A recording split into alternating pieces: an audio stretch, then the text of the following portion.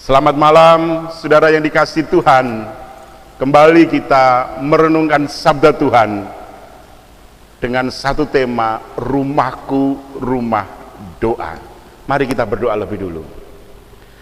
Bapa di surga, kami akan merenungkan sabdamu yang kudus. Kiranya rohmu menaungi kami, memampukan kami untuk mengerti dengan baik dan benar. Berbicaralah ya Bapa, kami siap untuk mendengar dan melakukan. Dalam Tuhan Yesus kami berdoa. Amin. Saudara yang dikasihi Tuhan, rumahku rumah doa. Kita awali dulu dengan kita memuji Tuhan, supaya sungguh kita bisa memahami bagaimana sebenarnya untuk bisa menjadi rumah doa. NKB 116 bait pertama dan kedua.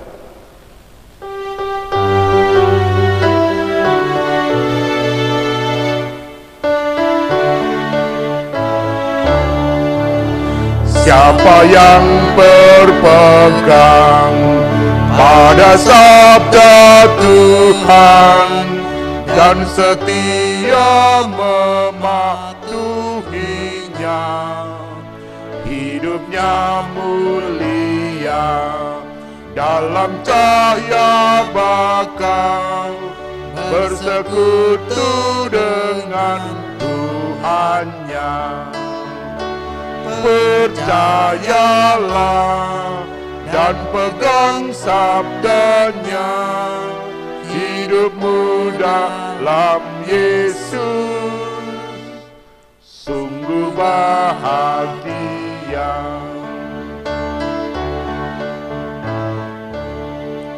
Bayang-bayang gelap kan dihapus lenyap oleh sinar senyum wajahnya. Rasa takut dan siap kan menghilang cepat dari yang berpegang padanya.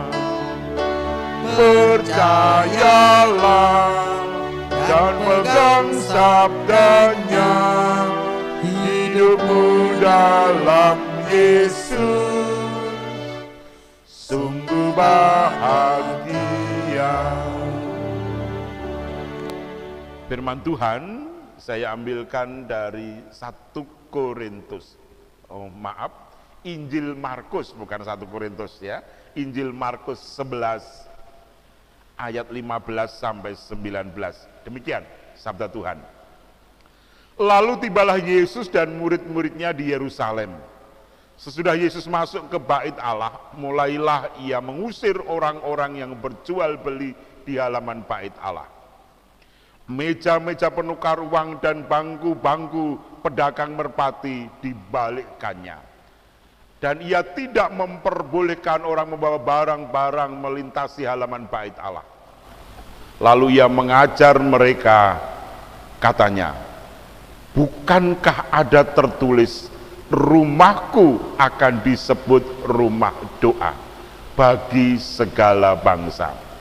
Tetapi kamu ini telah menjadikannya sarang penyamun.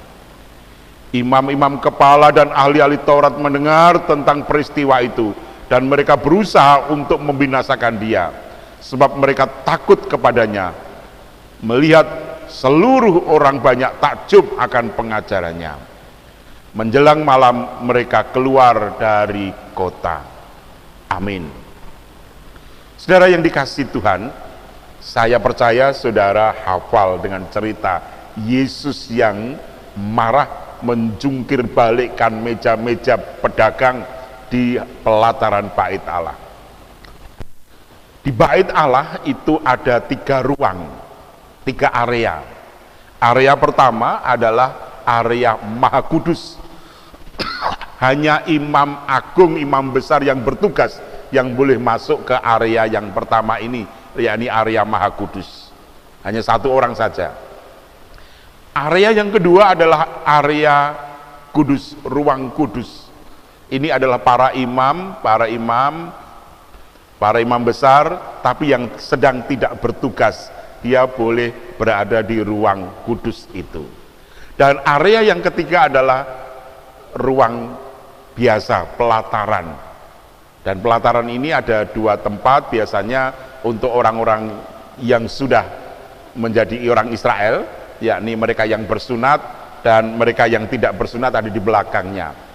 Dan di bagian itu, di area itu juga menjadi tempat berjualan. Nah, pertanyaannya, kalau Yesus menjungkir balik kan kayak begitu, kenapa sih sekarang di gereja-gereja kita pelatarannya juga masih dipakai untuk berjualan?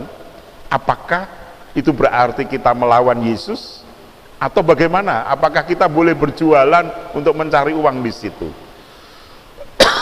Saudara yang dikasihi Tuhan, kita akan melihat sebenarnya yang dimarahi Yesus itu apakah sedang berjualan di pelataran bait Allah ataukah ada yang lain.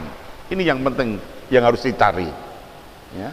Ini yang penting yang harus dicari, supaya apa? Supaya kita bisa melihat bahwa sebenarnya Yesus tidak sedang memarahi mereka yang berjualan dan tidak melarang orang berjualan di pelataran bait Allah asal dilakukan dengan benar. Nah, kita akan lihat di mana letak kesalahannya itu.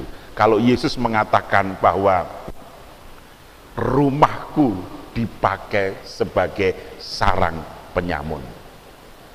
Yang pertama, kesalahan yang pertama adalah bahwa di rumah Tuhan sedang terjadi penyalahgunaan wewenang. Di rumah Tuhan sedang terjadi penyalahgunaan kekuasaan. Loh, di mana letaknya, saudara? Sehingga Yesus ketika orang-orang menyalahgunakan kekuasaan, menyalahgunakan wewenang, menyebutnya sebagai penyamun, sarang penyamun. Contoh misalnya, orang harus membayar bea bait Allah. Tetapi untuk bisa membayar bea bait Allah itu harus menggunakan dinarnya orang Israel. Tidak boleh dinarnya orang Romawi.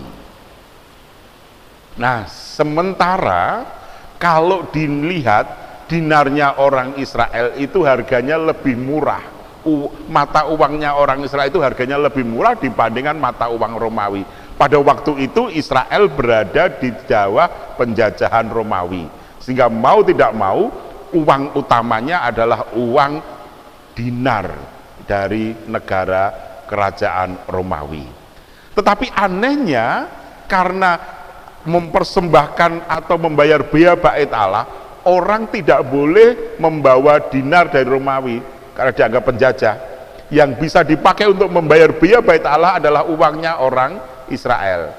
Sementara uang itu sulit dicari. Lalu bagaimana? Di situ, di pelataran bait Allah disediakan penukaran. Lah, salahnya di mana? Salahnya adalah untuk bisa berjualan, untuk bisa mengedep meja, bisa membuat tukar menukar uang, izinnya berbelit-belit dan harus membayar mahal. Padahal harusnya nggak demikian. Salah yang kedua adalah harusnya uang dinar kerajaan Romawi itu lebih mahal, tetapi karena di situ untuk bait Allah, makanya kemudian harganya kebalik. Uangnya orang Israel lebih mahal, dinarnya lebih murah. Padahal ini emas, gitu kan? Kok dihargai murah? Kenapa? Karena kong kali kongnya para imam dengan para pedagang yang sudah membayar mahal tadi.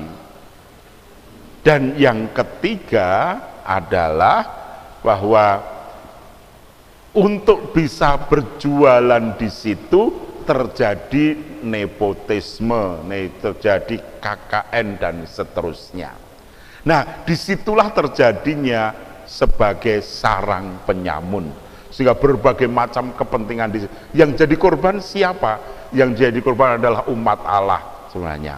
Karena itulah maka Yesus marah, rumahku dipakai sebagai sarang penyamun. Dan yang keempat salahnya adalah imam-imam besar yang harusnya bertugas menghantarkan doa justru bertugas sebagai calo pedagang-pedagang itu. Nah, saudara, bagi kita bagaimana? Setiap kita diberikan kekuasaan, entah itu di tengah keluarga, entah di tengah jemaat, mari kita pakai wewenang dan kekuasaan itu dengan baik dan benar. Tentu kekuasaan dalam tanda petik gitu ya. Nah, jangan sampai kemudian kita menyalahgunakan kekuasaan untuk mencari keuntungannya sendiri. Ketika itu terjadi dalam hidup kita, maka sebenarnya kita sedang berfungsi sebagai penyamun. Nah, ini perhatikan. Jadi ketika kita menyalahgunakan kekuasaan yang ada, menyalahgunakan berkat yang ada pada kita untuk memupuk kepentingan diri kita sendiri, untuk mencari untuk mencari pangalembono supaya dianggap hebat, di situ sebenarnya kita sedang berfungsi sebagai penyamun. Nah, itu yang tidak dikehendaki oleh Tuhan. Demikian juga ketika kita sedang berjualan di depan rumah Tuhan, tidak untuk kemuliaan Tuhan, tetapi kemuliaan Tuhan hanya dipakai untuk sampulnya saja, sementara yang di dalamnya untuk iki loh aku hebat ini semuanya, maka di situ sebenarnya kita sedang berfungsi sebagai penyamun. Karena itu mari kita dengan rendah hati mengakui keberadaan kita, kelemahan kita. Kita boleh berjualan di rumah Tuhan, tetapi semuanya untuk kemuliaan Tuhan, bukan kita mengambil alih kemuliaan Tuhan untuk diri kita. Yang kedua, saudara yang dikasihi Tuhan, kalau rumahku adalah rumah doa, maka sebenarnya yang menjadi sekarang ini, yang menjadi rumah doa, bukan hanya bait Allah ini, bukan gedungnya ini, tetapi tubuh kita, hidup kita. Tidak tahukah kamu bahwa tubuhmu adalah bait Roh Kudus? Jadi yang menjadi rumah Allah, yang menjadi rumah doa adalah tubuh kita ini. Nah, kalau tubuh kita ini menjadi rumah doa, rumah Allah, maka mari kita gunakan dengan baik dan benar. Supaya apa? Supaya sungguh-sungguh kita bisa mencerminkan bahwa tubuh kita adalah rumah doa. Doa akan bisa sampai kepada Tuhan kalau suasananya damai. Nah, kalau tubuh kita ini tidak damai, masih menyimpan akar-akar kepahitan, dendam, marah, jangan berharap doa kita sampai kepada Tuhan. Yesus memutarbalikkan, menjungkir balikkan semua yang tidak boleh orang melintas di pelataran dengan membawa dagangan. Kenapa? Karena itu semua mengotori yang seharusnya orang datang kepada Tuhan di bait Allah, tetapi orang datang ke bait Allah bukan untuk mencari Tuhan, tetapi untuk mencari duit dengan memakai sampul beribadah mencari Tuhan. Itulah yang salah, saudara. Nah, karena itu maka tubuh kita tidak akan bisa menjadi rumah Tuhan. Malam hari ini, mari di masa puasa kita sedang menguji diri kita, apakah puasa kita sungguh-sungguh memuliakan Tuhan, ataukah kita sedang mencari bahwa kita ini melakukan puasa. Karena itulah malam hari kita dipanggil, mari kita jungkir balikkan tubuh kita jungkir balikkan hati kita, supaya kita bisa sungguh mengerti, terbuka dengan Tuhan. Pandangan kita tidak terhalang oleh meja-meja yang menutup antara Tuhan dengan kita, tetapi semua kita jungkir balikkan, kita buka supaya kita bisa bertemu dengan Tuhan. Ingat, tubuh kita, hidup kita adalah bait Allah.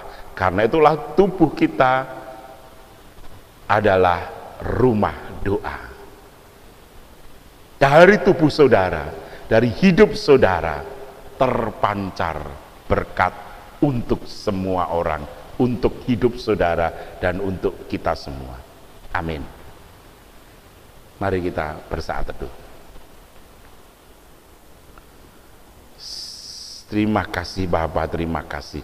Luar biasa firman-Mu malam hari ini.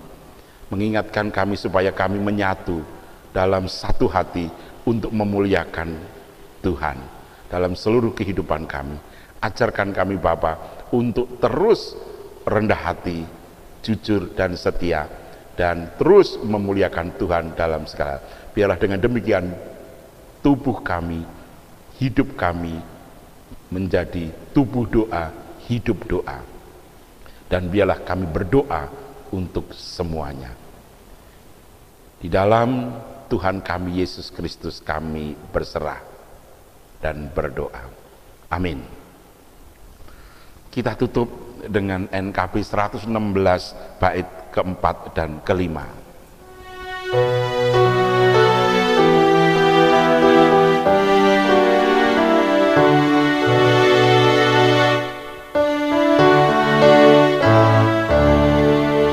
Kasih-Nya yang kekal takkan kita kenal sebelum padanya berserah. Hidup bahagia disediakannya bagi yang berpegang padanya. Percayalah dan pegang sabdanya, hidupmu dalam Yesus sungguh bahagia.